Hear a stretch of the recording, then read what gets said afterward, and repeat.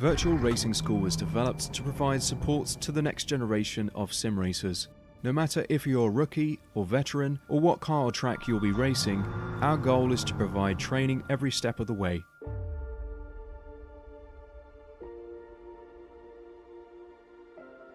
We found that iRacing can be quite difficult without proper training.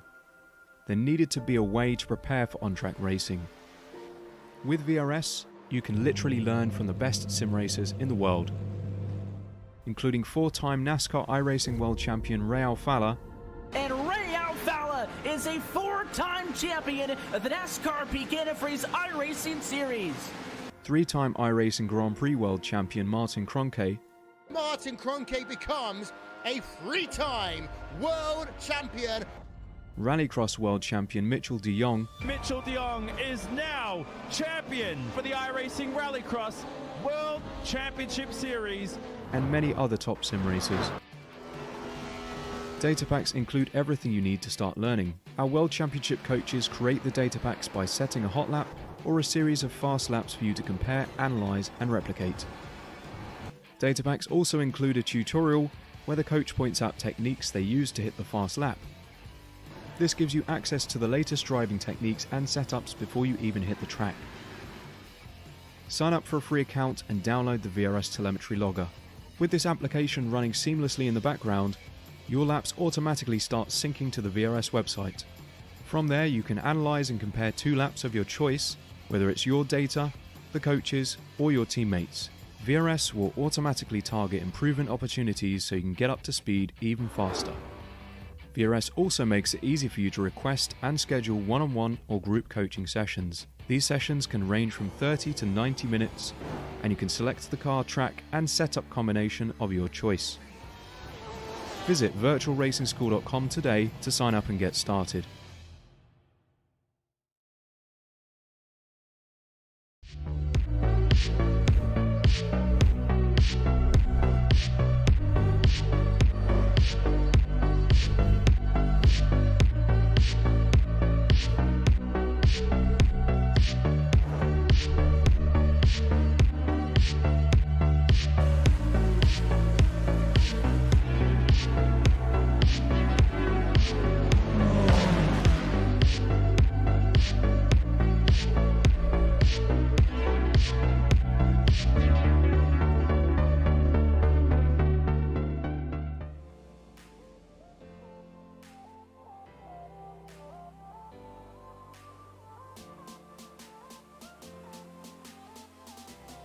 Howdy, everybody, and welcome to the iRacing Formula 3.5 Championship here at Sebring. I'm Austin Knight. I'm joined by Jessica Ball with Marco Barbonera in the production booth, and you're here live watching Apex Racing TV. Welcome to Sebring, and I think of Sebring as being very, very bumpy, and I think that's what most drivers think of as well, but there are a lot of challenges beyond that. Of course, it's a really technical track that the drivers are racing on today. It has 17 corners, and it has so many famous corners to watch out for. Obviously, we got the Big Bend, we got the Fangio corner, we got the Sunset Bend, which catches a few people out as well, and we got the Old Man Straight as well. There's just so many corners which people need to get right as well. In turn 3 as well, I think, in the early Apex, it's easy to turn into quickly there as well, so watch out for that. But I think the drivers are going to be in for a rough one tonight. But if you watched last week's race in Hockenheim, we saw James Pinsker take another win by 6.6 seconds. And we saw Tom Redwood, who's not here tonight, take his first podium in forever. And to be honest, when we were speaking to him in the interviews, he was very happy about that. Yeah, Tom was very over the moon about that. Now a few of these drivers going to have to battle not only themselves and their cars, but they're going to have to battle the track, the bumps. They got to respect the bumps here at Sebring. And these cars are not a fan of bumps at all. As you can see, the cars bouncing up and down the straights here. Especially in the first sector, they're going to be really heavy, especially through Sunset Corner. Let's ride on through Edward Samborsi. Just look how much the bumps are really moving his wheels. And I know Edward, he drives on a direct drive wheel, and he tells me that this track it puts you at risk for hurting your wrist. I think even with the Fanatec wheels in general, I wouldn't want to be racing around Sebring, I have to say. But fair play to people to have these direct drive wheels as well, as it's starting to become more well known as having a direct drive wheel now. I think more people are starting to get it as well, with more brands actually getting direct drive wheels as well. But someone has already binned it. That is not good for him. But That was Jamie Byrne. that was Jamie Byrne that binned it. His livery looked quite familiar, so yes, it was him as well. So we are starting to see lap times on the board, and Theodore Byrne is actually P1 at the moment. Interesting fact about this circuit, that held its famous 12-hour race of Sebring since 1952. Obviously, we've had many endurance races around Sebring in the special events calendar as well, so a lot of people are familiar with that as well. And it was built on the runways and connecting roads of a former US Army air base, which you can probably tell by the way it was designed as well. And it used to be a temporary affair, but now it is a permanent facility which is used all year round, mainly for testing, but also club racing as well. Because I've seen James Pinsker going purple in the first and final sector, but he didn't improve. The second to last sector, but he's not improving in the middle few sectors. But we'll see if he could go quicker. I don't think he's going to go quicker. So, but he's. Well, it's his first lap. Oh, it's his first lap. Okay, I scrapped that. P3, P3 for him, 143.576. But I think that meant he wasn't quicker than compared to his competitors. I think that's what confused me a little bit. Yes, compared to his outlap, it wasn't as fast. But Everett Stamborski goes and puts it on provisional pole to 143.404. Currently on board of Fernando Guerrero, heading across the line right now. He jumps up into 8th place, putting down his first lap. This is Mark Ponick, and he's loose to the back end through Sunset Bend, and that is going to be the end of his lap right there. And I think he might have got the furled black flag and might be disqualified from the session. Dennis Cornu jumps up into 5th place, right in front of the returning I Am Keyman. This is Jason Enrique through Sunset Bend.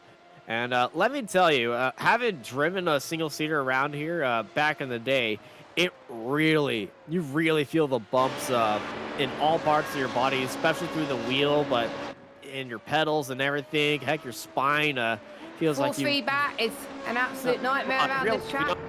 Real life, you don't really have force feedback. You just have feedback everywhere. And, when you get out of the car the next morning, you feel like you've been to a chiropractor that did their job extremely wrong. Yeah, I think people can probably agree that the bumps in real life are just as tricky as well, but everyone's now on their final laps. We'll see if they can go even quicker. James with 143.4, can he go? Nope, he does not. So he stays in 3rd place. At the moment, he goes slightly quicker, about a few tenths. Maragan goes slightly quicker as well, P13. So Eddie's in the pit lane, and I think we're just waiting for Ian Keyman. We haven't seen him in the Formula 3.5 series in so long, in about 3 seasons now, so it's good to have him back for this race. Of course, I don't think he wanted to miss Sebring, and it's just nice to see names that you recognise that you don't see in these series very often, and then when you do see them, it's just nice to get into the swing of things. They may be a bit rusty at first, but P9 for him is not too shabby at all. But it is Eddie Sambrowski returning to where he belongs in pole position with a 143.49. Yeah, Eddie absolutely loves this place on pole position. Theodore Burns going to be starting right beside of James Pinsker in 3rd place. They're followed by Jason Enrique, Jason Sieg, Paul Ilbrick, and Fernando Guerrero in 7th place. They're followed by Dennis Cornu, I Am Keyman, and his return in the top 10, finishing in 9th. Starting in 9th, they're followed by Daniel Gallus and Marcos Alarcon in 11th, with Mark Ponick in 12th place. Luis Margon and James R. Byrne will be starting side by side in 13th and 14th. They're followed by Cal Young, Miguel Cespro in 16th, with Jamie Byrne, who crashed in qualifying, and Jose Lorente at the end of the grid. 18 cars on the grid. Our back team did not put in a qualifying time, but yeah, it's time to respect the bumps and have a great time this time by, because it is going to be a absolutely beautiful race. It is currently 27 degrees in the air, 29 degrees on the track right now. It's roughly about 80 degrees on track, I believe. so everyone's going to be, you know, the tires are not going to be really screaming for help, but these cars are not a fan of the bumps, and the bumps are really going to be the ones that are going to be deciding this race and how your car is set up to handle the bumps, and well, how can you drive around these bumps as well. And trail braking, I think, is going to be very, very important. The long trail brake, I think, from around about turn 3 and 4 all the way to up to that point, and then trail braking into turn 7. It's easy to get impatient there, so I think trail braking is very important as well. But these aren't the best of the best. If you don't get your trail braking right, then you're going to be in a lot of trouble as well. There's certain things where you got to keep it tight through Sunset Bend. Keeping it too tight could make things worse, as we seen earlier as well. Right. But we're about to start. Let's take it away, Austin. 5 red lights, and away we go here in Florida. It's a great start by James A. Pinsker, coming rocketing from 3rd place already. They're going to go 3 wide heading into turn 1. Pinsker, Samborski, and Burns. 1, 2, and 3. Samborski holding out Pinsker, and Samborski. Pinsker makes contact, massive contact at the start. James J. Pinsker continues on, but Samborski, oh my goodness, massive contact at the start. James J. Pinsker, big damage at the front wing. He's got a lot of damage right there, and that is going to allow Theodore Burns to run away at the start. Paul Ilbrink is in 2nd place, and he was 3 rows back. Let's run on board James A. Pinsker, who's got some damage for this, but watch his start off the line. Had a little bit of a jolt right there, but it's not enough to give him a black flag. But just, man, he definitely attached a rocket onto the back of his car right there. Held it onto the inside very aggressively. It's a cold track, cold tires. As Sam Borski got caught out of a bump right in front of the Pinsker. They got wing damage, but Paul Ilbrink got a great shot of that. And I got to say, let's ride on board of Paul Ilbrink if we can. Because well, you can see the logo at the moment, so you won't be able to see too much. But I have to say, Dennis Cornu got a good start, gained 4 positions. So did Daniel Gallis as well. Ian Keeman gained 2 places. Mark Ponig actually gained 4 places.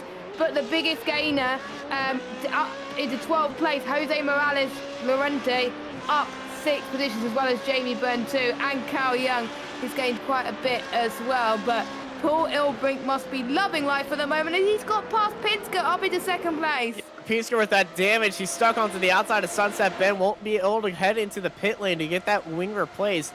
So it's Burns, Ilbrink, Pinsker, your top 3. The right behind Pinsker is Dennis Cornu as they head back into turn 1. And, you know, you definitely do not want to see a repeat of what happened on lap 1.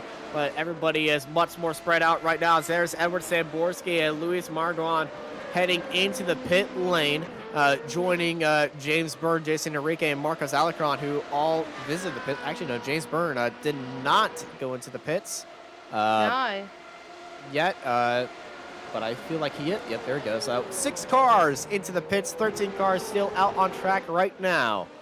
As Theodore Burns for Downforce Racing is got a good lead.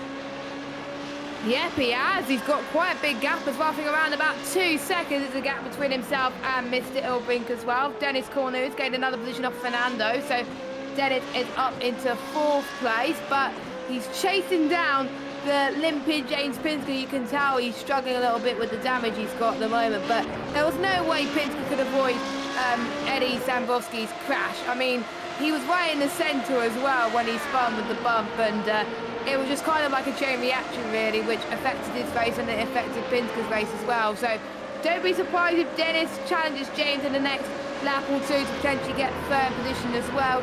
And there's quite a few cars that could still be in contention. Paul Ilbrink is loving life for the moment. He's closing in on the likes of Theodore at the moment, but this is not a top 2 that we would be expecting. Usually I would expect either Eddie or James to be leading. Paul, I think, won 1 time last season, and obviously many times in the season. He's won 100 races this season. Paul Ilbrink had. Oh yeah, he did. Oh yeah, he did. Oh yeah, he won in Monza, didn't he? I completely forgot about that. It's been so long ago, but he's looking to get another one. I think we saw someone almost going side by side there as well. We got Daniel Gallis, who was going side by side. The big train starting to form now, and it's really great to see. Even though there's people that are out of this race that are still in the pits, there's definitely a lot of people that could still mathematically, in this train, could get a podium. Yeah, absolutely. Can't really circle anyone out right now. Looking up to the inside, James J. Pinsker is Cornu, but it's not going to be there at the right moment. Cornu is going to be still behind James J. Pinsker, and it's all on board the Pinsker train right now. That damaged aerodynamics is really going to be hurting his turn in. A lot of drivers going to be training up behind him, but you know, it's not going to be it's not hurting his top speed that much, but it's definitely hurting his cornering ability. So Cornu is going to have to really get in there, and then he'll be able to pull out a gap on everybody else behind him. But James, he's really quick anyway. He's a pro licensed driver. You know, he's got a lot of skills. Like, even with a damaged car, he can still hold his own on a few of these drivers. Yeah, I think with the way that he's driving at the moment, I think he's doing a very good job trying to defend that, even with the damage that he has as well. But he's losing a bit of time. He is losing a bit of time on the straight. Of course he is, because you can see the damage on James's car. And I think when I drive, I think a few times around Sebring even a bit of damage, it is noticeable, and I think that's what James is suffering at the moment. But just blame the bumps, okay, with what the incident's happening. But look at Dennis Cornu. Dennis Cornu could get P3 here, side by side, in into this very tight bend coming up to this apex, coming up very soon. And also James is under pressure from Fernando as well.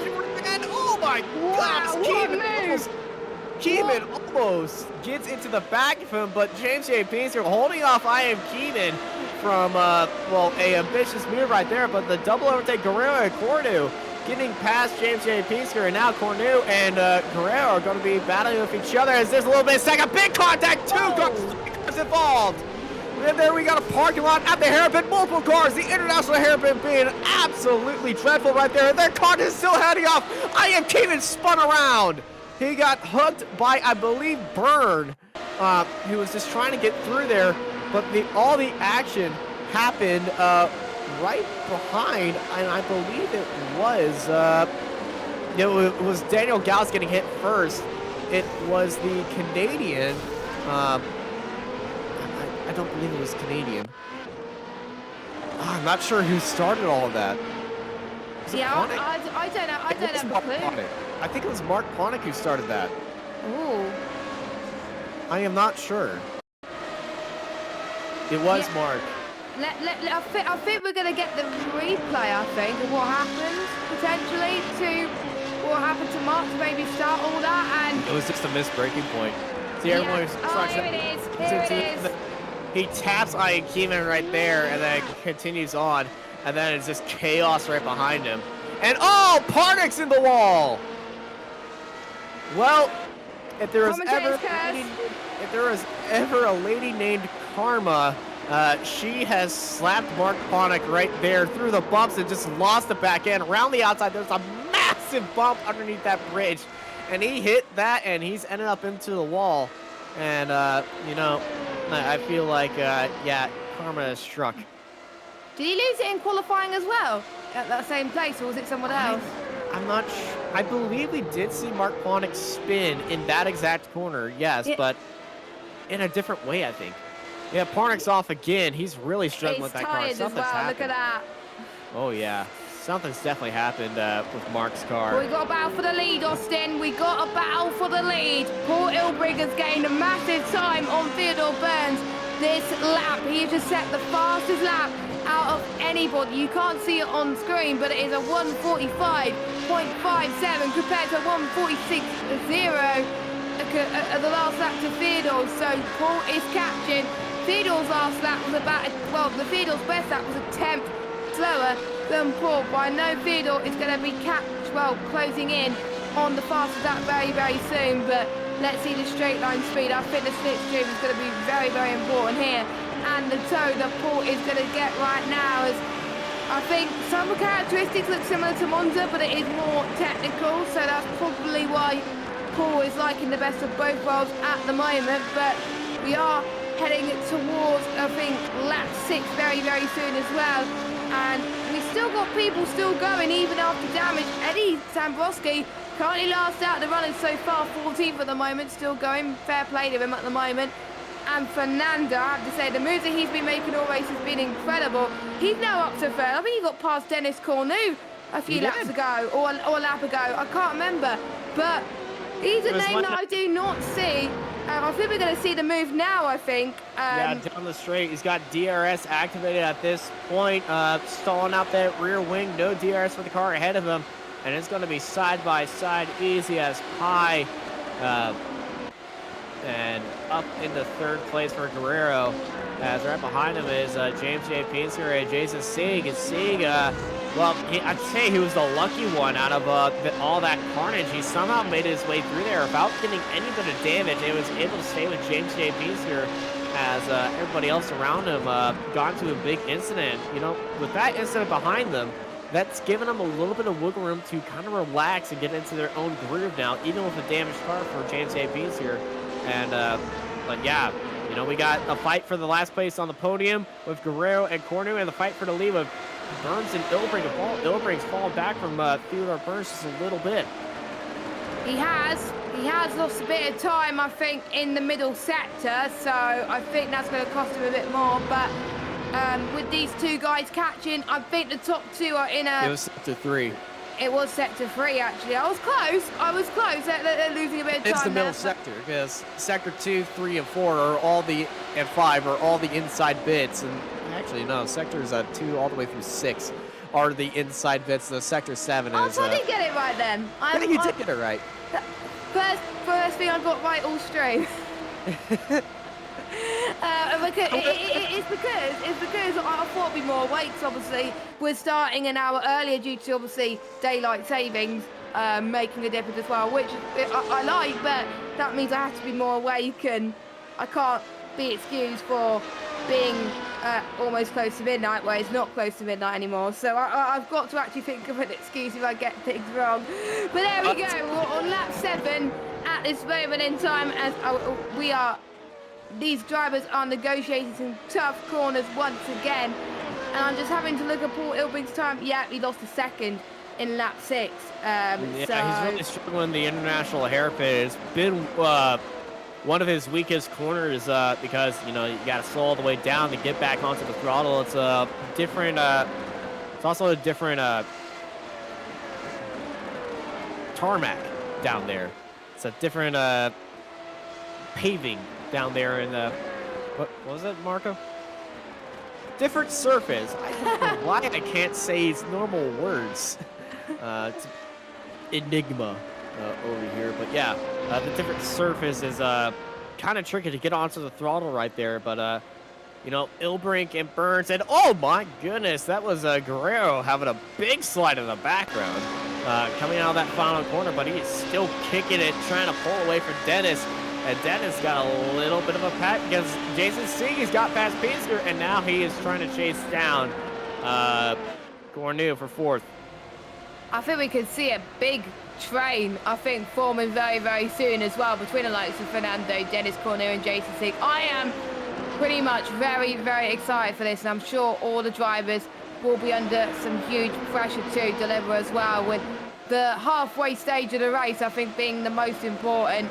And probably towards the end of the race as well, because that's when the points are. There is a bit of a slide with some of these drivers. Geez, that's what the track does for you as well. As Dennis lost a bit of time. Jason Sieg, he's catching a bit of time now. What if it will flex in the lap times at the moment? I don't think Jason's going to get a move, but he's closing a little bit on the corner there. And he's not going to go. Oh, Jason had a bit of a now. That was a bit of a tank slammer from him. That was too close for comfort for Dennis. He could just stay ahead just for a little bit longer, and he's probably relieved for Jason to make that mistake at the moment. You can probably see Jason in his rear mirrors at the moment, but these drivers seem to be sliding a lot around here. And don't forget, this track, these temperatures fluctuate quite a lot, which means the grip, you don't know how much grip the drivers are getting at times. There could be some laps where they could be fine on grip and not slide too much, but I think this lap, I think the drivers are definitely struggling for grip. Absolutely, the back ends are kicking out faster than my dog's butt wiggles when I had a barbecue. And let me tell you, absolutely wild right now. Here comes Jason Sieg for 4th place, side by side. down the straight. DRS is activated for Jason down to the inside. And I believe he will hold 4th place. And going really wide is Dennis, giving all the space to Jason right there through Sunset Bend. And on to another lap. Lap 9 out of 21. Already things are starting to heat up at the moment as well. Jamie Byrne, I have to say, is flowing under the radar. He's gained 10 positions so far this race, so he's up to 7th position. He's just set personal best last lap of 146.0, so he's almost in the 145s. So if he can find a little bit of a thousandth of a second, he could get there.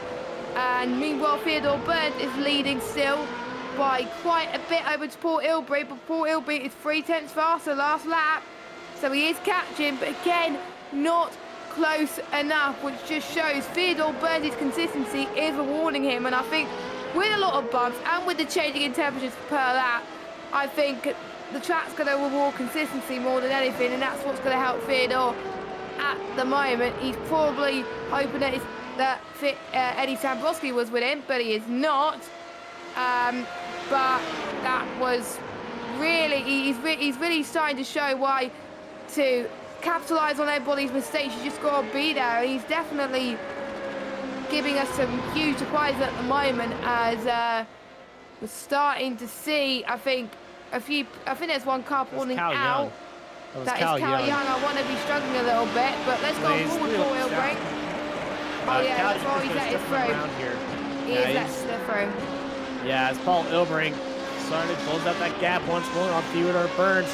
Burns on the fastest Sector 3 this time by, but a Sector 5 was not as fast as Paul Ilbrink to put down a personal best lap time this time. And Burns is showing good shots of pace right here, but you know, he was very inconsistent this lap. He had a fastest sector out of any of all right there, but you know, kind of fell apart this time by, and this has allowed Paul Ilbrink to close back up and chase him down. Purple Sector 1 for Paul Ilbrink. Personal best is Sector 2 for Paul Ilbrink. There we go. He is loving life at the moment. There's Paul Ilbrink. He's very, very close onto the gearbox of Theodore Burns. Even though if he has, someone's gone off. That's Jose. That's Jose in 9th place. And I think we can see Mark Pornick try to dive in for a move and take advantage, which he does. But that was unfortunate, because a man who I was saying he's gained quite a few positions this race, he's starting to make some mistakes now. And it's probably that curb. He hit the grass right there, heading into the braking zone. And oh, he's just missed the braking zone completely. He took an alternate line through there. It's like he was driving a Baja. This ain't Forza 5, buddy. You got to keep it on the track. Yes, I think a lot of people are starting to play the new Forza Horizon game. I'm one of them, and I'm loving it. I'm not going to spoil anything. Hint, hint. Anyway, sure. Paul Ilbrink then, I think he's on a charge now, but I wonder if he's going to save his pure pace to the end. But if he saves it to the end, he's going to have the likes of Fernando, who's catching at a rate of knots right now. He's got into the 145 now, 145.6, so he is matching the pace of Theodore Burns' last lap, which is incredible. But the fastest lap is Eddie down in 13th position, but we just got to keep an eye on Fernando closing in at the moment. I think the gap between the leader and Fernando is about 5 seconds now, almost 6, so it is closing, so we'll keep an eye on that gap to see if it materializes or anything like that, because if these two do not get a move on, we could see a three-way fight for the race victory. We definitely want to see that, so I wonder if one of these two is going to listen to me and either break free from one of the drivers or actually start to close in. We'll have to wait and see. Well, if Ilbrink and Burns start getting into an absolutely hefty scrap, we will definitely see Guerrero close in on them, because, you know, if you get into a scrap around here, you lose a lot of pace anyway. But Fernando Guerrero being 6.4 seconds behind Burns up into the lead, it's going to be a tall ask right there to see him close in on him. But hey, anything can happen in Formula 3.5. You can never rule anything out. Like Eddie Samborski, well, at the start, he's going to hate me for saying this part, but you know what? Nobody would expect Samborski to lose it and turn 1 and take out 2 of the biggest names him and James J. Pinsker out of the race. And James is still in this race. He's sitting in 6th place, even with a damaged car. It's Eddie down in 13th, full-on code, because his car was absolutely wrecked right there. But, you know, our fight for the lead is certainly heating up to be a great one, as they are both racing around Sunset Bend, both of them taking a little bit different line. It looks like Paul Ilbrink had a much tighter line, but he's in that draft right there. 2 tenths separate them. 1 tenth separate them. Down onto the inside. Here comes Paul Ilbrink into turn 1, trying to make the move for the lead. And Theodore Burns still with him onto the outside. Burns and Ilbrink still side by side heading into turn 2. Hard onto the brake seals. Ilbrink down onto the inside. Ilbrink, Paul Ilbrink, your new leader here at Sebring for the Formula 3.5s. But here comes Burns. Burns around to the outside. Burns and Ilbrink side by side. Burns and Ilbrink both of them defending onto the middle of the track. Heading into the inside. They hit each other. Heading into the braking zone and around to the outside. Burns get back into the lead. Theodore Burns getting the elbows out. A little love tap here and there. Say, you can do that. I can do that too. Here comes Paul Ilbrink now. You wanted a hefty fight. We got a hefty fight. They're going to go through all 4 quarters once more. Down to the inside. Burns able to hold it off. Now it's Ilbrink's turn around to the inside. Ilbrink's back onto the outside. Now he's back looking down to the inside. They're going to take a little bit moment and breathe and let me get some air right there. But Ilbrink and Burns, absolutely hefty scrap right there. And that's gained a second for Guerrero to catch up to these two. Oh my goodness. And guess what? They're doing it again. Ilbrink and Burns almost going into the same breaking point again. And hey, guess what? It's going to be a draft attack this time by. Burns has got the DRS on Paul Ilbrink, and he's going to use that to stay ahead of him. But wow. I am loving this. Pure respect from both drivers, showing us how he could go side by side like that into a corner in Sebring. I don't think I could do that. So it shows how good that these two are showing at the moment. But I have to say, Paul had the lead for a moment. I thought he was going to keep it, but Theodore was like, no, I'm having none of that. You keep that P2, I keep that P1, thank you very much. And that he shows that grit and that determination that a driver should have, that you should not give up. And you know, he's keeping that lead, and he didn't want Paul to have that lead at all. And he was like, I want to try to do everything, try and get past him, and he's doing incredible. Paul could close in again on him, so he's got to be more alert, as I think we'll see more personal best at the moment. Jose Morales has just set a personal best lap a moment ago as well. And while all that was going on, James A. Pinsker hopped into the pit lane to repair that front wing, and he came back out in 10th place. So James A. Pinsker, he's on a fully repaired car, and he has kept a top 10 out of that. And, you know, he's got a big gap to the cars ahead of him, but, you know, he's racing against Samborski with that championship in mind. So both of them are, you know, James thought he can hold it off. He definitely realized that he had damage and he couldn't stay with the boys right there. So, you know, he's just trying to salvage this race. Paul Ilbrink getting way off the track right there. Got into the grass. That's hurt his run, but he's still in the draft. It's there bobbing and weaving, dipping and diving, ducking and dodging. Trying to avoid the draft. Theodore Burns trying to mess up Paul Ilbrink right there. Heading into Sunset Bend once more. Yeah, Sunset Bend, one of the most iconic corners on this circuit, I have to say. But we'll see what Paul could do. He went for a late lunge, but no, Theodore Burns closed the door right there, which is just what he needs to do. Defensive right as well. Here comes Paul. Here comes Paul side by side on the inside. This is going to be make or break for Paul. They're not leaving that much room. There was a little bit of contact then as they go through this tight set of corners. We'll see. Paul, is he going to go for a lunge? He does. Paul Ilbrink is your race leader, but for how much longer? Theodore Burns is going to go at it again. This is a similar sort of move that we saw earlier on as well.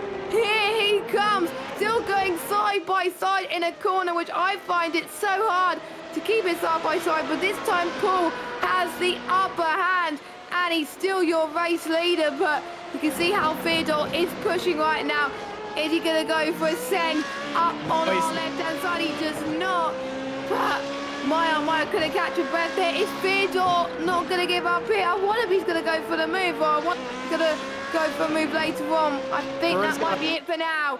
Paul Ilbrink is your race leader. Oh my God, Austin, this is incredible. This is amazing racing right here. Theodore Burns right behind Paul Ilbrink. Burns, he tried that move around the outside like we were saying, but he got caught up into the grass right there. His car shot out to the right, and he was unable to really stick that move back on Paul Ilbrink. But now Ilbrink ahead of Burns. First time Ilbrink is defending from Theodore Burns heading into the Sunset Bend. Let's see if Theodore Burns can use that draft to his advantage. Stay with Paul Ilbrink as they go over the bumps through Sunset Bend now down to turn 1 as we go into lap 15 out of 21 heading in to turn 1 now. Theodore Burns, he's within that draft range. He is closing up on Paul Ilbrink, but he's got to be careful. Both of them going a little bit wide right there, hard into the brakes, and this is where Paul Ilbrink was shining right there, and they somehow didn't make contact. But as they continue to fight, Guerrero is closing in on them. And speaking of fights, this is Lorente and Ponick in a good fight for 8th place. So they are fighting back despite the fact that both of them had spins earlier on in the race as well, which shows that you can fight no matter where you are on the grid as well, and both of them are on similar pace as well. So they're fighting, I think, with the same intensity to what we're seeing in the top 2 going at the moment. But look at Theodore Burns. This could be another move that he's looking for. Wow, it was almost a move that he made stick, but Paul Ilbrink was saying, no, thank you very much. P1 is mine. And you could sense the victory in his blood right now in the race car. Here he comes. Oh, that was close. That was very close, but he's got a lot of speed now heading into the Le Mans corners. If he can stay with him right there, Theodore Burns can get Paul Ilbrink through Le Mans and heading down that long straight, heading into Sunset Bend. And here we go. Theodore Burns separating. He's got a great run right now. I believe they're not using DRS right now, but even off the draft, look at Burns' car. He's creeping closer and closer and closer and closer, looking down the inside, showing his moves, showing his cars. Gets back into the draft, heading into Sunset Bend. They enter that corner with 1/10 separate them right there. Burns and Ilbrink drag racing now here at Sebring, and this is a beautiful fight. We got Paul Ilbrink had a better run through Sunset Bend. He brought that gap up to 4/10. Now heading into turn 1, and Theodore Burns really got to get that car under control. He was really tight off the exit right there. That car was giving a lot of wiggles off the exit. You better watch out before he starts sliding that car. Yeah, I think we are starting to see some sides right now. Maybe it's the temperature again is starting to heat up with these drivers, so these drivers got to watch out and make sure they keep an eye on their tyre temps too, which I'm sure these two are definitely doing. And Theodore is just praying for Paul to have just an incy-wincy bit of a slide or make a bit of a mistake and go wide, but sometimes you can't rely on that, so Theodore has just got to go all at it. It's not that long to go until the end of the race. We're almost on lap 17 as well. We're watching Fernando's gap close in as well. It was 5.9, now it's 5.4. So you never know, he could close up, but I doubt that's going to happen due to the amount of pace the top 2 is definitely showing. So this, I think, is definitely going to be a 2-horse race, but I wonder if Theodore's got something saved in the tank for maybe either lap 19 or 20, I would say, or even the last lap. But if that was him, maybe save it all for maybe lap 19. We'll have to wait and see. Or maybe he's got to save it now, actually. Has both of them taking similar lines at the moment. This is what we really like to see. I'm liking Theodore Burns coming to his own right now, fighting against the best of the best, and Paul fighting where he used to be, that we know that we used to be, that we love where he is in P1. But is Theodore going to go for it into turn 1, or is he a little bit too further back? He is a little bit too further back. Last lap Theodore it was faster than Paul. Yeah, Theodore Burns able to get 2/10 faster that time by.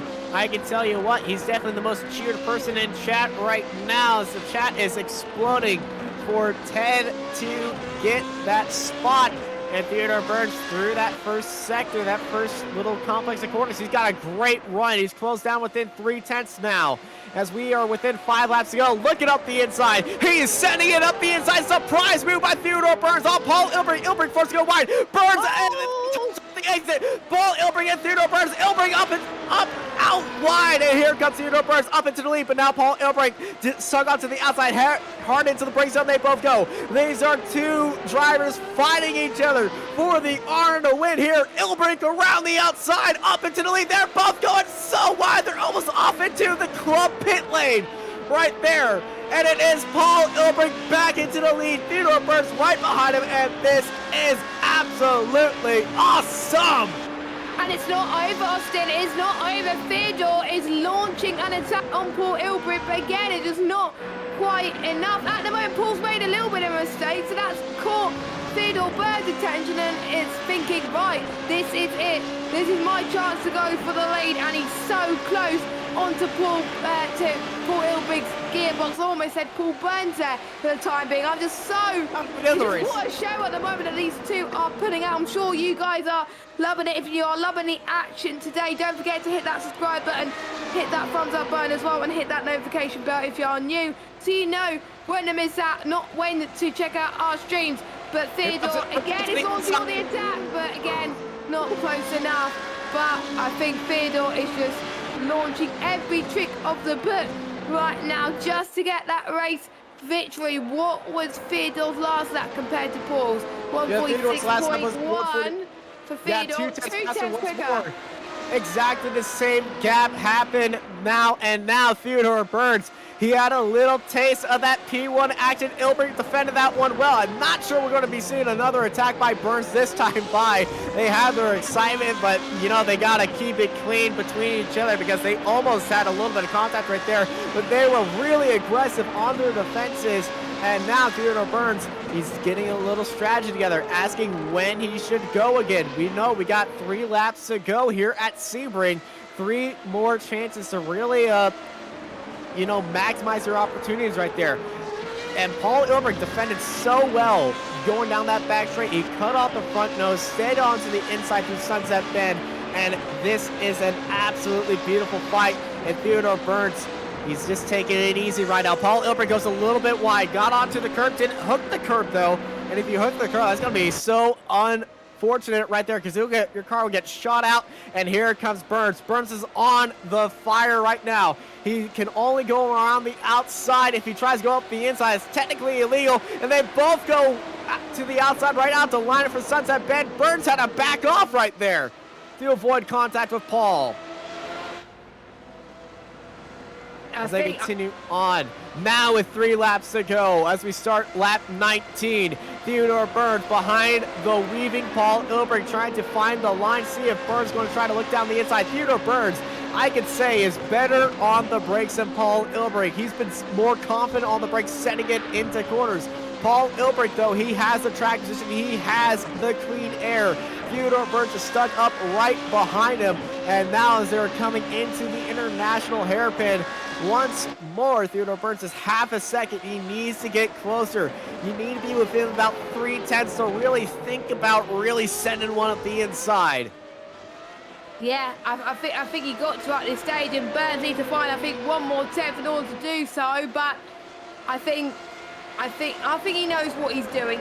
He's probably saving a bit of pace and time at the moment, but Paul's making a mistake, so maybe Theodore will be pushing right now. But you don't really want to be pushing your limits for the whole race, because otherwise, obviously, your tyres will probably be dead, and you will lose a bit of fire. But Theodore has been showing pace all race, so I think he's been managing a bit of both, which is a good quality of a good driver. It'll be nice to hear him in the interview on how he's managed this race, because he has been in a fight for pretty much the entire race as well. Oh, here comes Theodore. This is the moment that Theodore won, and look at that line through Le Mans. 2 tenths separate from the start of the straight. He is right locked in with Paul Ilbrink. He's got to go for that move right now. Round the outside goes Theodore Burns. No DRS assistance right now. He's going to try to make it through Sunset Bend around the outside. Look for that switchback now. Ilbrink goes all the way to the wall to wall. They are still in a fight, but heading into turn 1. Here comes Burns and Ilbrink. Burns onto the outside, Ilbring onto the inside. Heading into turn 1 they go. Paul Ilbring and Theodore Burns. Burns actually backed off right there, not wanting to race Paul Ilbring. He knows Paul can get a little bit stressed at times, and I feel like he's playing the mind games with Paul right now. He knows that he can make that move down to the inside, and this is his favorite corner to really send one up the inside. Here they come, heading over to the hotel, over to the hairpin right now. Burns looking up the inside, selling a dummy. Is he going to send for it? No, he's not. He's selling the dummy, trying to catch Paul Ilbring out, and these two cars are both using all their skill right now to keep this battle going on for the lead. Paul Ilbring and Theodore Burns both of nose to tail right now. And around the outside goes Burns. Burns and Ilbring side by side through the corner. It's not going to be enough for Theodore Burns. Paul Ilbring still in the lead. Yes, he is as well. Penultimate lap. Theodore is losing a bit of chances to potentially take that win, but again, he knows what he's doing. But look at the gap that Fernando's brought. He's now 3.9 seconds. If any of these two make a mistake, Fernando could be on for the race win. Jason Sig as well, not that far behind as well. So bring it on. Grab your popcorn, ladies and gentlemen. Do not tune out because you're in for a crazy ending. And you can definitely see Theodore is a lot better on the corners, as Austin was saying earlier. But he's also going on the straight at the moment. Final few corners he goes. And Theodore, again, this last chance. Can he do it? Can he launch on the attack and get past Paul Ilbring? And Austin, I'll let you cover this final lap. White flag is in the air one last time here at Sebring for the Formula 3.5 Championship. And it is Ilbring and Burns nose to tail with each other, and just a few more corners to go. Heavy onto the brakes goes Theodore Burns, trying to close up that gap on Paul Ilbring. Ilbring going all the way over the track, hitting all those corners, hitting all those apexes. But there is Theodore Burns right behind, heading into his favorite overtaking opportunity. 3/10 separate them right now. Theodore Burns right on his gearbox, going on to the outside. He's going to slam it onto the brakes right there, trying to hold around the outside, but Paul Ilbring closed the door off the exit. Ilbring a little bit of a mistake right there, but Burns is right there behind him. Ilbring and Burns nose to tail right now. It is a drag race heading into one of their favorite corners again. Round the outside, Burns is sending it, and they make contact right there. Ilbring and Burns make contact, but they're still racing it off, and it is Burns up into the lead. Yeah. Ilbring behind him, and Ilbring trying to land that charge right there. I gotta calm down or else my throat is going to rip itself out of my lungs. But it is an absolutely fantastic fight. Burns and Ilbring making contact throughout that corner. Burns around the outside, and now they got a few more corners to go. Ilbring is got to charge through this corner, use DRS, use every trick in the book, and look at that, he's hopping over the curb, he's off of the grass. Burns is safe. Are you sure about that? Sunset Ben will determine if I am right or not. The bumps, it's just Theodore versus the bumps right now. Through one final time, the Downforce racing car is off in the lead, and down the front straight, Theodore Burns takes the win. What a fight between these two. I think literally anyone could have got that win. I'm speechless right now. Great job for Theodore, great job for Paul as well. Good job for Fernando to get a podium. Jason Sig as well, great result, up one position. But Jamie Byrne, he's gained 11 spots as well. We haven't talked about him this race, but he's driven incredible. Daniel in 7th. Mark still managed to get up into 8th position, and I think James got past Jose Morales to get into 9th position. And we've got Jose in 10th, as I just talked about, Louis in 11th, and Eddie, who had that flip earlier, is in 12th position. But more importantly, he's going to be finishing this race. But this is the man, Austin, that everyone's going to be talking about. And I think the chat are absolutely loving this moment. Theodore is a race winner this season. Yeah, Theodore Burns, amazing race from start to finish. And what a win versus Paul Ilbring. Paul Ilbring charged up through the field. He was giving it all on Theodore Burns, but Theodore Burns is your race winner here with a amazing last lap move around the outside. A little bit of contact with him and Ilbring, but he was able to sneak his car off the exit up into the lead and keep it up there. Paul Ilbrink was giving it his all. Theodore Burns was giving it their all. They were giving it all for the final, I gotta say, about 7 laps. It feels like the entire race that they were just battling. If you are not shaking by the excitement or the lack of air going into your body, you are missing out. This was an amazing fight, and I gotta say, one of the best finishes and races in iRacing Formula 3.5 Championship. Oh my gosh. I agree, and we got to commentate on it as well, and we are probably losing our voices at the moment. But I think your voice is fine. Mine is gone. yeah, because you were screaming on the top of your lungs, but that's just how much fun we have in Formula 1 at the moment. And here we go. Is that Fields and Donuts? Yes, there we go. Well, I'm gonna do this. I usually say this only on the Apex Racing League's NASCAR thing, but Theodore Burns burns it down here to win. Yes, hopefully we can speak to him in the interviews. We do have Fernando waiting, so at least we can speak to him. First, I'm gonna read through the results. Theodore Burns takes the win in a beautiful fight to Paul Ilbrey, followed by Fernando Guerrero in third. He probably had the most boring race compared to our top 2. They're followed by Jason Sig, Dennis Cornu, Jamie Byrne, Daniel Gallus, Mark Pontick, James Pacer, Jose Lorente, Luis Marguan, and Edward Samborski in 12th place. They're followed by Miguel Crespo, I Am Keeman, Cal Young, James Byrne, Marcos Alicron, and Jason Henrique at the end of our 18-car grid. But yes, we are joined by our race winner right now. He's probably throwing fists up into the air, burning it down, and just has the biggest grin on his face. Ladies and gentlemen, your race winner, Theodore Burns. Oh, thank you guys. I can't believe it. This has been such a long time coming. Been trying so hard for so long, and Paul did not make that easy. Paul was definitely not making it easy, but you were definitely not making it easy on Paul as well. You were going at it with each other for at least 10 laps, and what a fantastic race all the way to the end. And it was the last lap around the outside. You made a little bit of contact, but you kept it in there for the race win. How are you feeling, Theodore? I'm still speechless. That was such a tough race. Paul raced me so hard. Neither of us wanted to give each other any room. We banged wheels a couple times, but both of us made sure we were able to keep it clean and keep the cars pointed forward all race.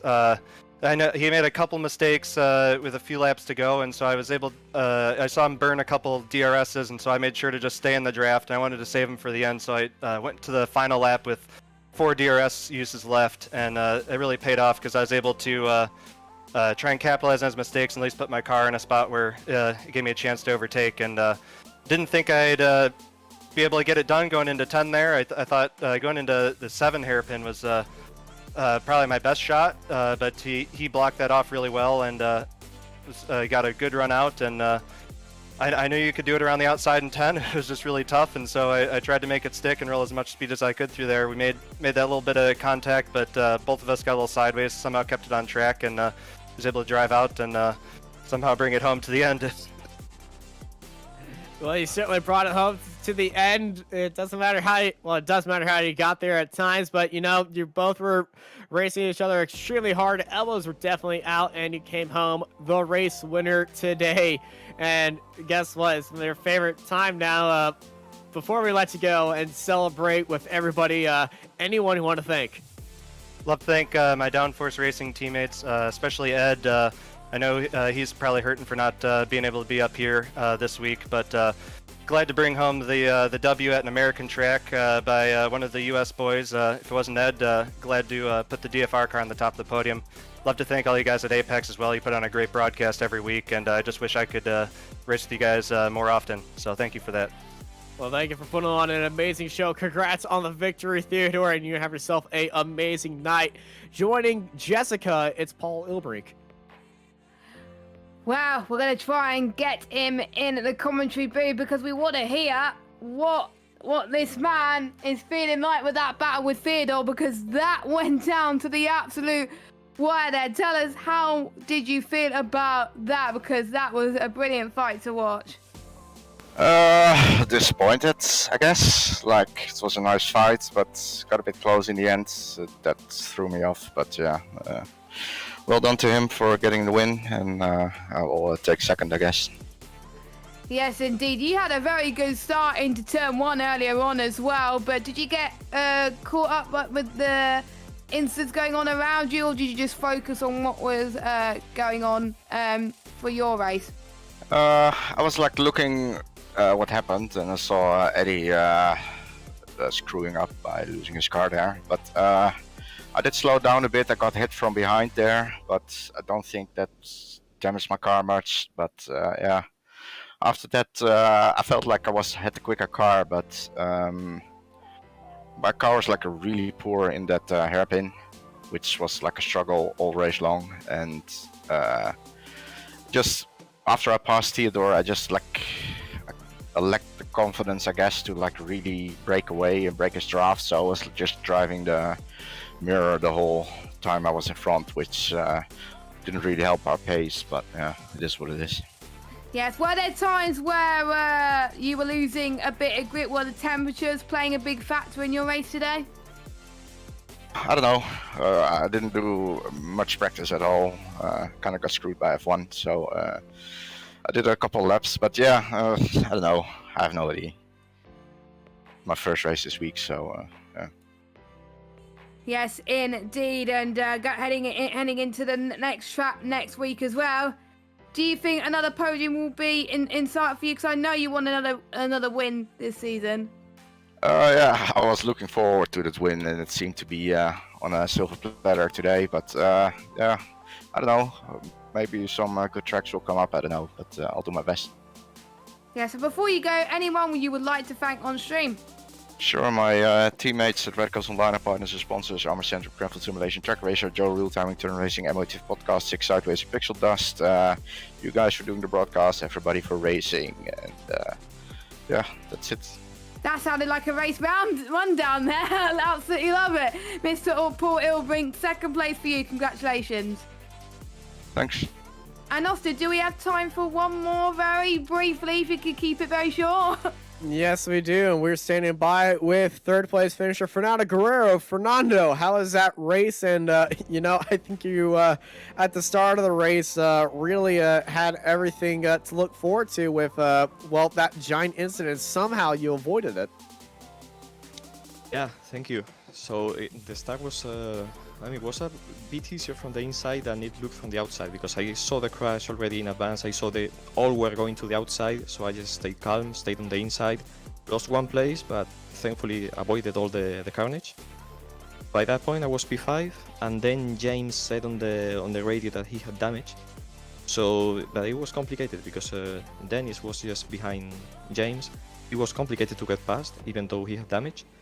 But thankfully, just when Dennis overtook James, I could also go down the inside in turn 1 and do an opportunistic overtake, which I think was the key moment of the race, because after that I could overtake Dennis well, rather easily with a DRS, because he didn't defend the position.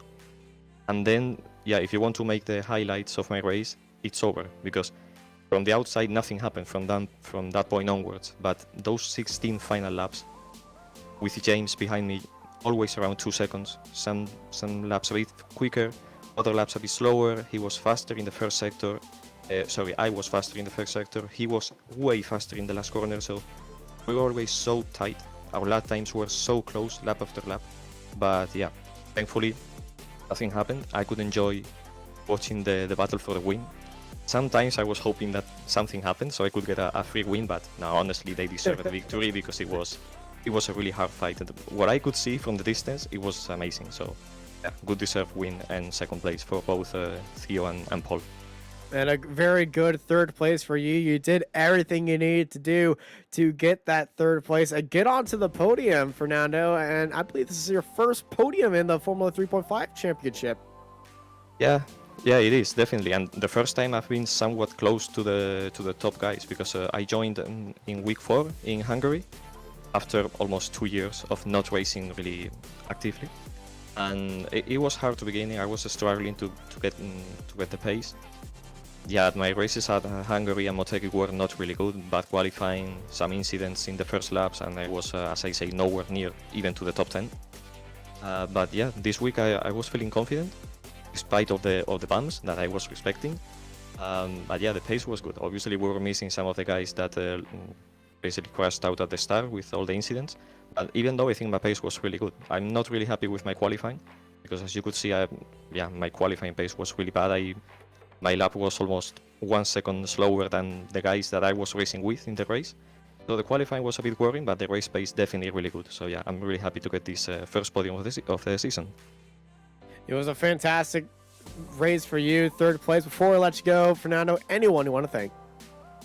Well, basically of my colleagues from Arus, which is the Formula student team from the University of Seville in Spain, which basically I was part of it for the last 3 years, and that's why my sim racing activity decreased massively. Now that I am no longer part of it, I am getting back to sim racing, but yeah, just hopefully some of them is watching the race and enjoying this kind of racing as well. Yeah, it was a fantastic race. Congrats on 3rd place, Fernando. And yeah, we hope to see you next time and get back up there and try to get another podium, because that was a fantastic, fantastic run that you had today. Yeah, definitely. So thank you very much. See you next week. And see you all next week as well, everybody, here on Apex Racing TV for another round of the iRacing Formula 3.5 Championship. A beautiful, fantastic, one of the best races we have ever seen around Sebring. Well, next week we head to Red Bull Ring as well. Thank you all for joining us here on Apex Racing TV. I've been joined by Jessica Ball and Marco Barbanera, who is sitting up there in the production booth giving you all the live pictures. And I'm Austin Knight, and I hope y'all have a good night.